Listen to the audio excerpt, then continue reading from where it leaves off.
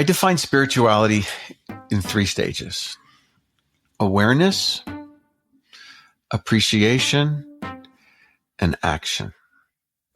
Awareness that we're part of something bigger than ourselves, that, wow, God was here and I didn't know it. Right? See the beauty in the world around us. Hear a beautiful song, see a baby, whatever, that you are part of something. We are so blessed to be alive.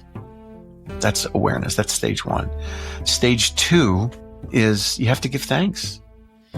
We're lucky to be here. You got to write thank you notes. You got to let God, and however you define God, I'm not limited in that definition, know that we are appreciative, or the sense of power. But you can't just take it. You got to give thanks. And then thirdly, you have to give back.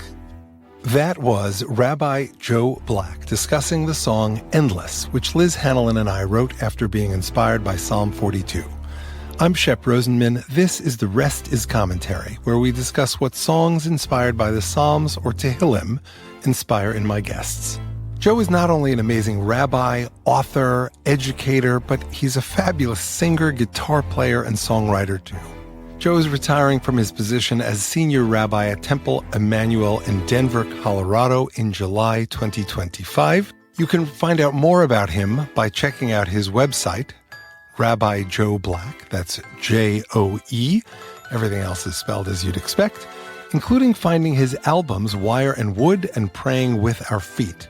His new books and new albums can be found there as well once they're released. Joe and I discuss songs and relationships as divine gifts, and we'll get to hear Joe playing some of his songs, the role of spirituality in creativity, the importance of collaboration, managing dual identities like being a rabbi and a musician, managing dual identities like being a friend and rabbi, exploring the stages of spirituality, the profound insights and personal growth that come from simply having conversations, and so much more. Let's start off by listening to Endless.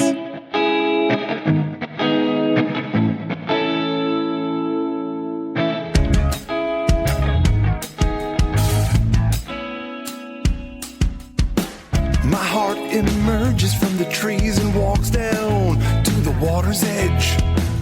The wind brings a refreshing breeze. The bird song sounds like sunshine feels. Would you know that I am on the verge? I get down on my knees and then I drink my fill. I'm thirsty for you, I want an endless drink. I'm thirsty for you, I want an endless drink. I'm thirsty for you, I want an endless drink.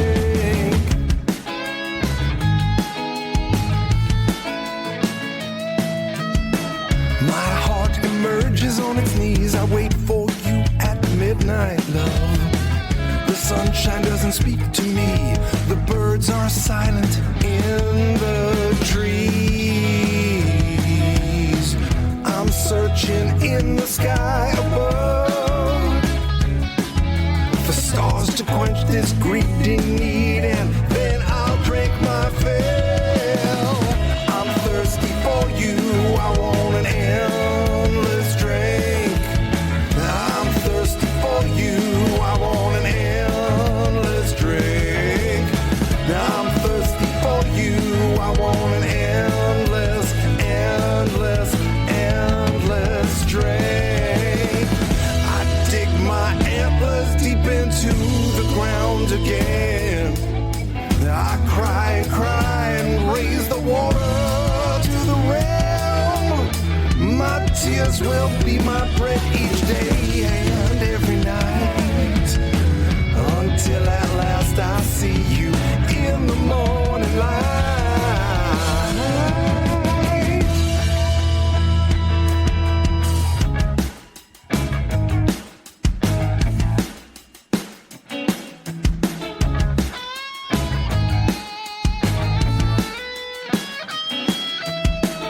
Our hearts emerging from the trees, we walk down to the water's edge.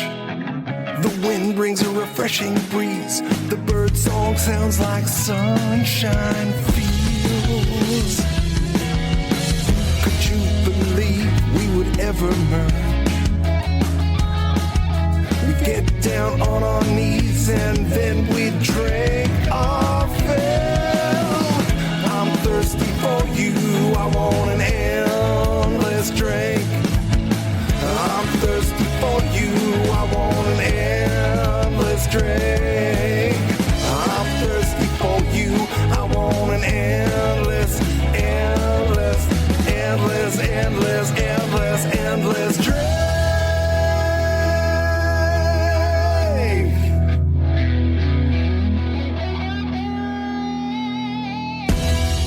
Hello, my friend. It's great to see you.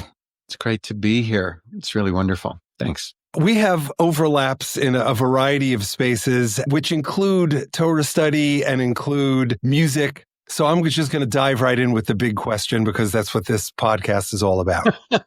My view of songwriting is that every piece of art that an artist receives or poem that a poet writes is a gift from the divine, however you define it. And I then offer each song as a gift to a friend or mentor, just like yourself, in hopes that it inspires something in you. And I'm sure you have a lot to say, given how creative you are, both as a rabbi and sermonist and as a songwriter. So what, if anything, did Endless inspire in you? Well, first of all, it's really good to be here. Thanks. Several things. First of all, the idea of sort of being at the side of a river and drinking from that river with a partner. My soul thirsts for God. I believe we experience the divine through our relationships. I'm very Buberian in that way, right? So that Martin Buber talked about how the I thou, the idea that we have a relationship with another person, and that becomes a pattern or a paradigm, even better, or a template for understanding what it is to have a relationship with the divine.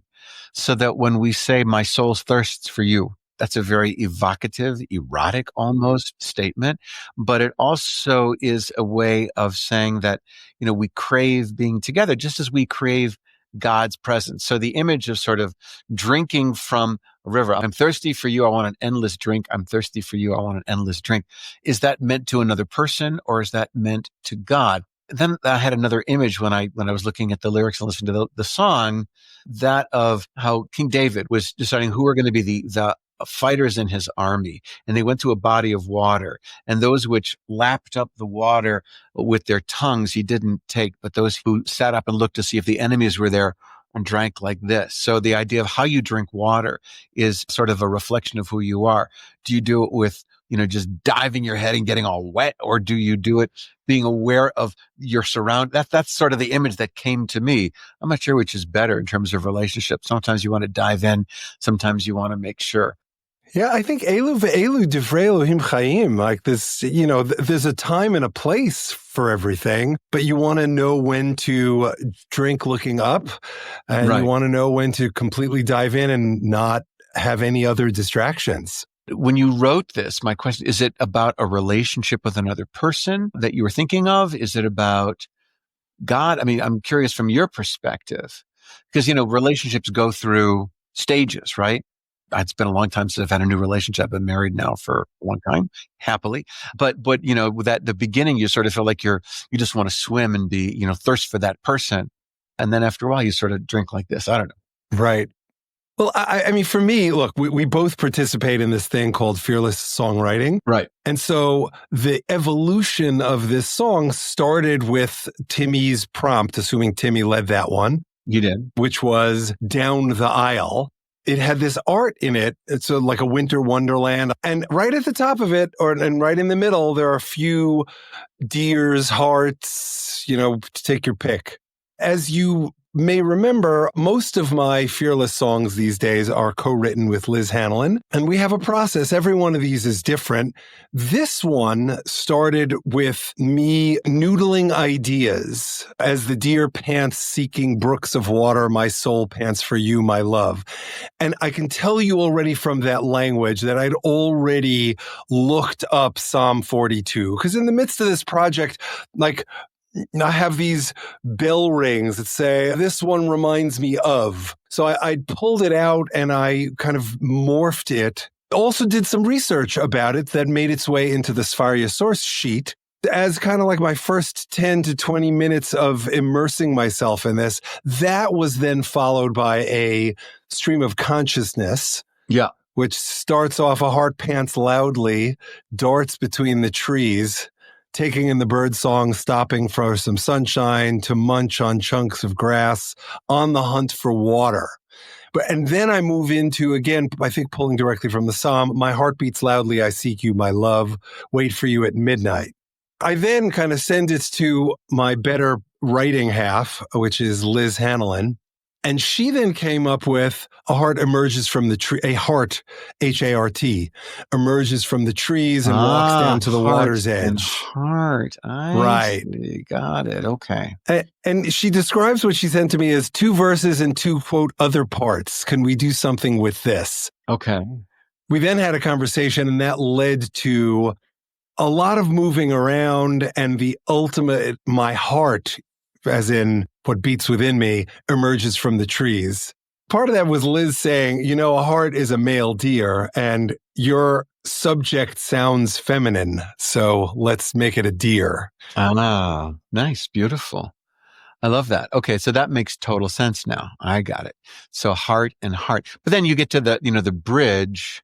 I'm trying to think I'm looking here, you don't really show that you're an animal until you get to the bridge. Correct. You say, I dig my antlers deep into the ground again. I cry and raise the water to the rim. Right. Which brings up the masculine feminine thing again, and ultimately why I think while we wrote it with a more feminine perspective, we were silent on who it is until the bridge. Right. My tears have been my bread day and night. So you quote that. That's directly quoted from the Psalm. Correct. Love that. My question is, and listening to the music as well, is this a happy song? Is this a song of desperation? Is this a song of longing or fulfillment? Is it like, oh, I'm so happy, I just want to drink for you? Or am I like searching for you? And are you there? I don't know. What do you think? I'm looking at the pre-chorus when you said, could you believe we would ever merge? We get down on our knees and then we drink our fill. That sounds like you're doing it together. Who could thought that a schnub like me could score a beautiful deer like you? Or what's the doe? Doe? Yeah, doe, a deer, a female deer like you, right? Doe and a heart. You could have doe in there too. That would be kind of fun. You could that would do be some good. good rhymes with doe. Doe, or you could do The Simpsons. I don't know. But yeah, I think to me, it also seems like it's a new relationship too. That overflowing, can you believe we're doing this together?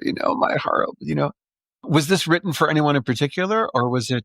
When I write these, I too have been in a very long-term monogamous relationship. Sherry and I were married 30 plus years ago. So Sherry is my paradigm in this. And you look, after 30 years, you don't always feel like you want an endless drink, but I certainly remember those moments of not wanting to separate. And I think also for me, as I try to write these, I try to write them so that they work on to the maximum extent possible. I think that there are limitations in this one, that they work both for my love relationship or one's love relationship and one's love relationship with God. Sure. Now, do I believe God and I will ever merge? Well, that gets into a whole deep philosophical question, theological question. I think that's where it breaks down for me. Yeah. At least on this plane. I don't know what happens on the next plane. I've been doing a lot of work on the spirituality of creativity. I started by teaching at song school. I remember I went to that one. You went to that class? Okay, good. So I taught a class at Rocky Mountain Song School where I think we first met, at least in person, on the spirituality of songwriting. And I'm a congregational rabbi, but I'm going to be retiring in July. And my goal is to write the book on the spirituality of creativity, because I think if it's just songwriting, it sort of limits it. So it's beautiful. Have you read Peter Himmelman's new book, Suspended by No String? I have. It's great. Yes. I am fascinated with the whole spiritual aspect of songwriting as well. Was that something that drew you to the rabbinate, or did it come up later? I think later. When listen, I've been a rabbi. I started rabbinical school 42 years ago. I was ordained in 1987 and started in 1982. But I've always been a musician. Like when I was an undergrad, I used to host a TV show for kids in Chicago, a Jewish TV show actually called The Magic Door. Played an elf Wow. called Tiny Tove, who lived in an acorn outside of Toraville. I love this. Just paid my way through school. It was a total fluke. It's a show that any Jewish kid of a certain age, say between the ages of 40 and 70 now, grew up watching in Chicago. And I grew up watching it. And then they were looking for a new Tiny Tove. And I was a Jewish musician doing song leading, and I threw in my hat just for I didn't take it seriously. I didn't think I'd get it, and I got it. So I did it for 3 years. During college, I was always performing, and I was teaching Hebrew school and teaching music. And I actually took a year off to decide if I wanted to pursue the music route or the rabbinate. And I made a decision that I didn't want to be a full-time musician because I didn't like, and I was playing gigs, everything from, Jewish gigs to playing in bowling alleys and clubs. It was fun, but I didn't like the lifestyle. I didn't want to always be looking for my next gig. And I missed the intellectual stimulation and the connection. So that's when I made the decision to become a rabbi. But throughout my rabbinate, I've always been writing and performing. Whether my writing is influenced, my writing is absolutely influenced by my rabbinate, but I don't only write Jewish music, I guess. Like, for example, the song I wrote for the prompt Down the Aisle is not a Jewish song. Would you like to play that for us? Sure. Happy to. Let me think of all the steps you took. That's it. The laughter and the crying, tantrums and the tenderness, the endless lullaby, long nights when you couldn't sleep. We carried you for miles. Now it's time to hold your hand and walk you down the aisle. Time moves fast, an old cliche. So much stuff gets in our way. We're bits of light trapped in clay, burning for a while. Sometimes time will take a rest, treat us like we're honored guests, and show us how we've all been blessed, and walk us down the aisle.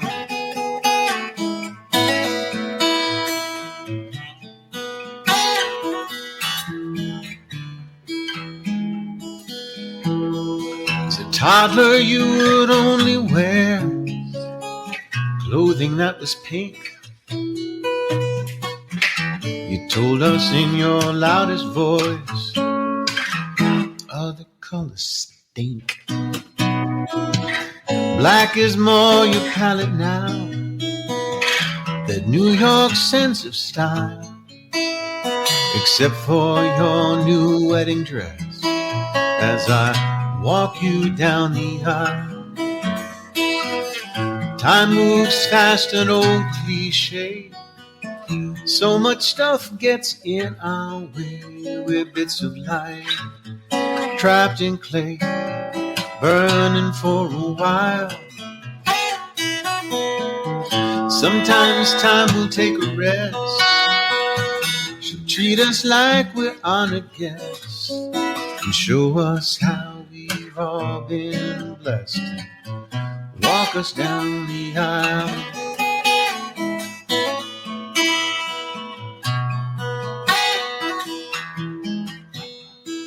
One more verse. I think about the way you've grown as you came into your soul. A married woman on your own, you've exceeded every goal. And soon you'll be a mother. I think of that and smile. Hold on to every moment till you're walking down the aisle. Time moves fast, an old cliche. So much stuff gets in our way. We're bits of light wrapped in clay, burning for a while.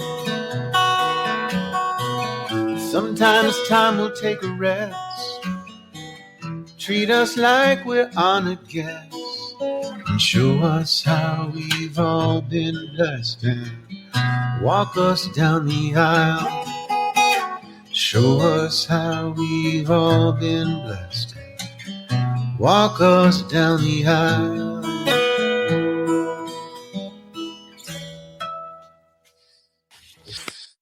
Thank you. That was beautiful. Thank you. That was beautiful. Did you write that for your daughter? Yeah, I did. And down the, it was a very easy song to write because there was a lot of emotion in it. Sure. I just noticed in the song were bits of light that's trapped in clay or wrapped in clay. It's a very Jewish idea that there's sparks. There's so much Jewish in the song. I was going to ask you about that because I think that for both of us, it just pours out of you. Yeah. So even when you're writing a secular song, theoretically, the Jewish comes out. Totally. When you perform, do you perform as Rabbi Joe Black or as Joe Black? That's a really interesting question. About a year and a half ago, I released 2 new albums. One was a Jewish album and one was a secular album, to the extent that anything I write is secular. And the Jewish album was under the name Rabbi Joe Black and the secular was under the name Joe Black. And I actually have 2, different I have a Rabbi Joe Black website, but it was a mistake, I think, to do it as Joe Black. First of all, there's a gazillion people out there named Joe Black. If you Google music of Joe Black, you'll get some very weird stuff. Not weird, but not me.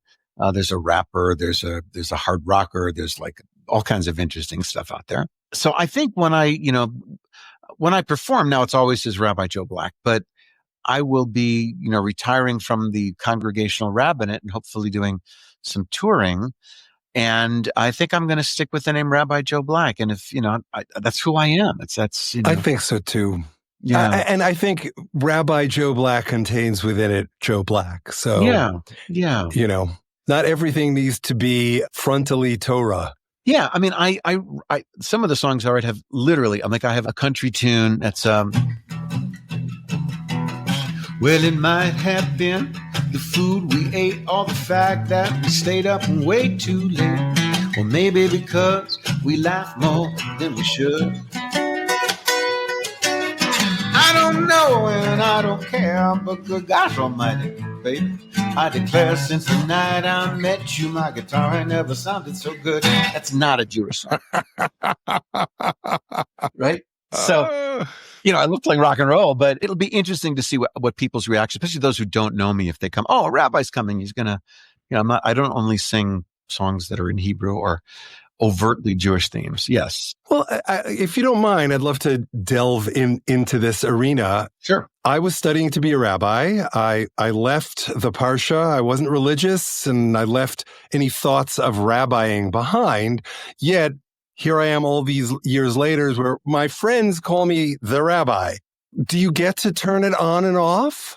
Like with friends and family and even congregants? Because that one I imagine is hard. Well, that's one of the dilemmas of being a rabbi, or what? I don't say dilemmas. One of the realities of being a rabbi is that I know people who say you can never have friends in your congregation. I don't agree with that. I've served 3 different pulpits. I've been very fortunate. They've all been wonderful. I started out in Minneapolis, Minnesota as the assistant rabbi in a very large congregation. I left there. I went to Albuquerque, New Mexico in a medium-sized congregation, but really it was the largest congregation in town. It was like the center of Jewish life of Albuquerque. And now I'm the senior rabbi of a very large congregation in Denver. And I've had friends in the congregation each time. But there are times, for example, today, that's why I'm dressed. I did a funeral for the mother of a dear friend who happens also to be a colleague. So at that point, while I am this person's very close friend and we work very closely together, I'm also the rabbi for the family. So sometimes those roles are intertwined. And I also, interestingly, as I see myself, preparing for retirement, and the congregation knows we've announced it, I see some people pulling back, because, oh my God, you're not going to be my rabbi anymore. What does that mean? That's strange for me, but I understand that. So getting back to what we started this conversation with, that, all relationships, Wilbur talked about the I thou is reflected in your song, that, you want that your relationship with this person is of that complete thou. You kneel and you drink together and you're thirsty for, you want an endless drink. But there are also our relationships that are I it. And most relationships are I it. They are transactional. Then transactional does not mean bad. There is, even as an artist, I'm performing. If I'm doing a concert, people are coming for the performance. Now, it may move them, God willing, on an intellectual or spiritual plane, but there's also, it's a show, and and they're paying money to see me, and I want them to buy my records and my merch and all that, but that's not why I'm doing it, but that's part of it as well. So I see, while I can have very powerful interactions with congregants, sometimes they don't want it to go to the I thou. They want it to be, I am the rabbi and I serve a function in their life. And that's just something, I'm not upset about that. I'm aware of that. And I do have some very close friends who are congregants who I think I crossed. I used to have this debate with Rabbi Yosef Kanevsky. I don't know if you know him at all. So he's the rabbi at B'nai David, Judea. Before he was my rabbi, he was my friend because we grew up together. We went to nursery school together. We played ball together. Right. So there was a safeness with me at the beginning that didn't naturally come with congregation members. And, I think he too believes that you can have friends within your congregation. I think he's more circumspect about it just because he's a very circumspect person. So the people who are his friends, they're kind of on the DL, and he doesn't make the circle particularly large. By contrast, since we moved to Ikar, most congregants view Rabbi Browse as both their rabbi, and I shouldn't say most, but many congregants see her as their friend as well, myself included. Do you think she sees them that way? I think she sees some of them that way. Yeah.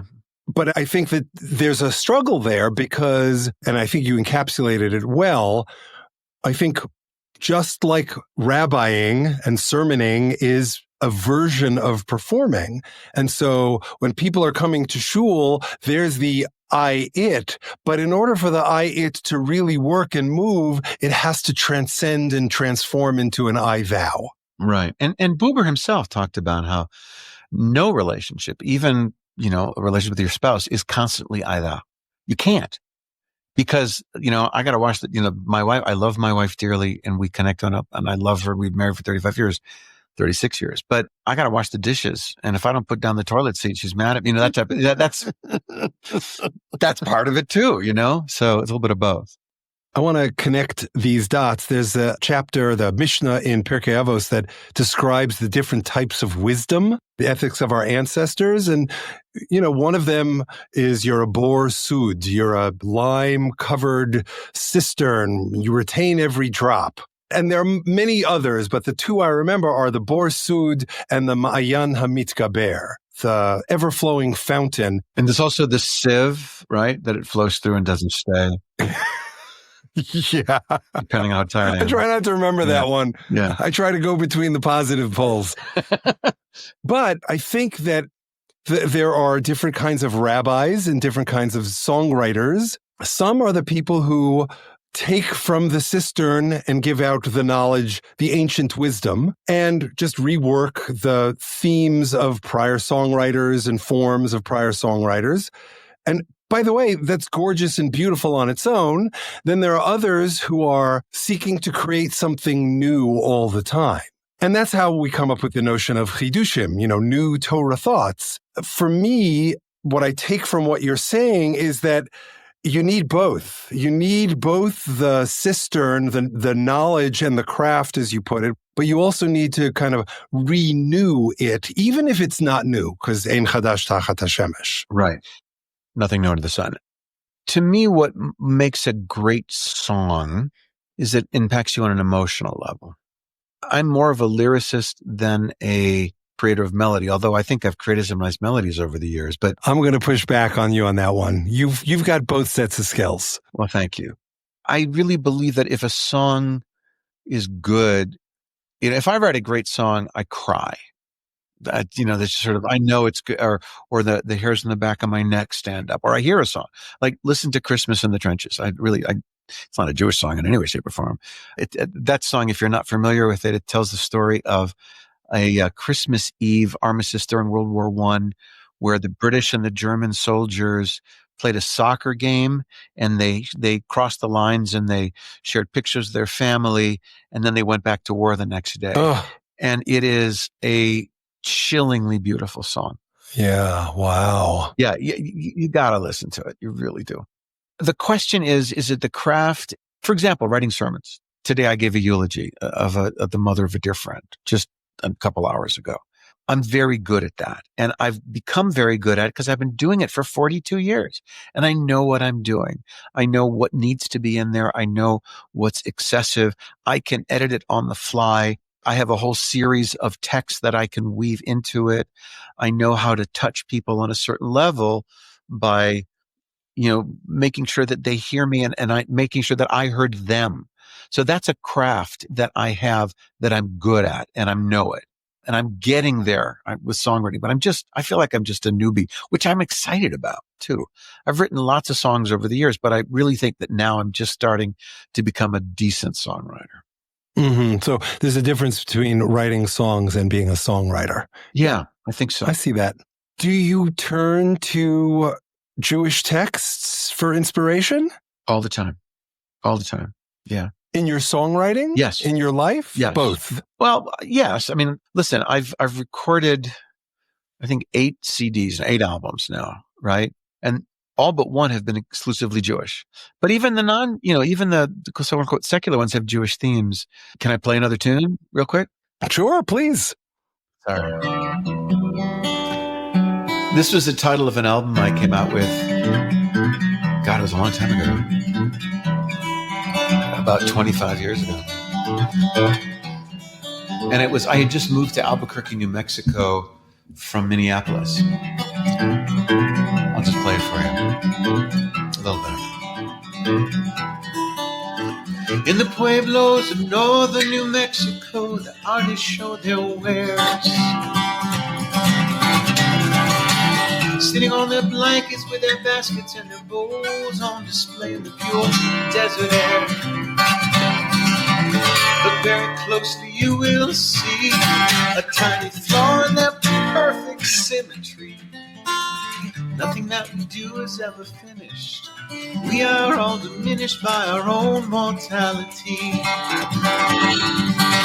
So whatever you do, leave a little bit undone. Don't think that you're the only one to bear the heavy load. Wherever you go, never turn it to the end. There's always another bend further down the road.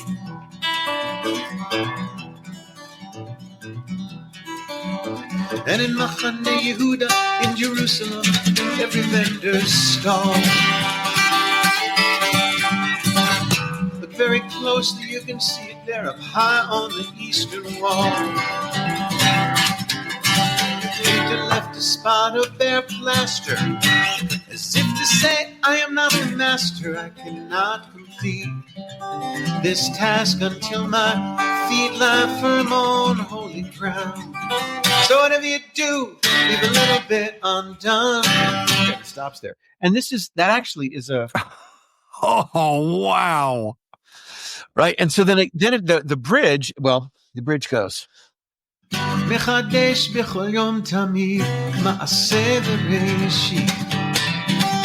that God renews creation every day.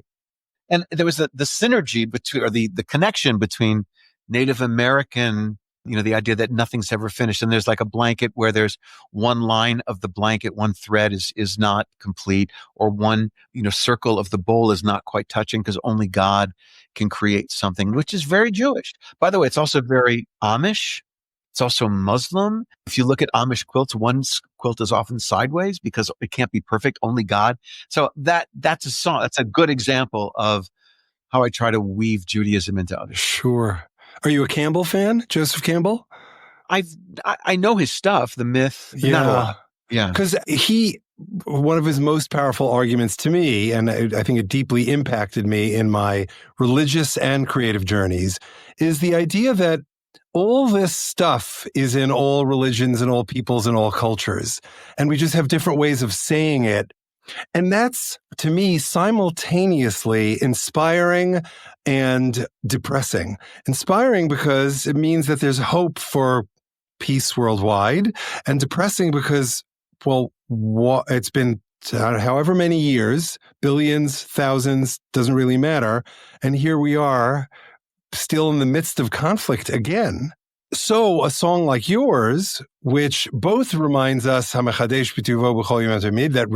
God renews the world in goodness, even if I don't understand what it is in this moment, but also reminds us that whatever we're finishing, we're going to do our best, but not necessarily replicate what God can do. That reminds me, that gives me the chizuk, to the strength to hold on and continue finding patience. The book that I want to write in my retirement, the whole idea is that I define spirituality in 3 stages: awareness, appreciation, and action.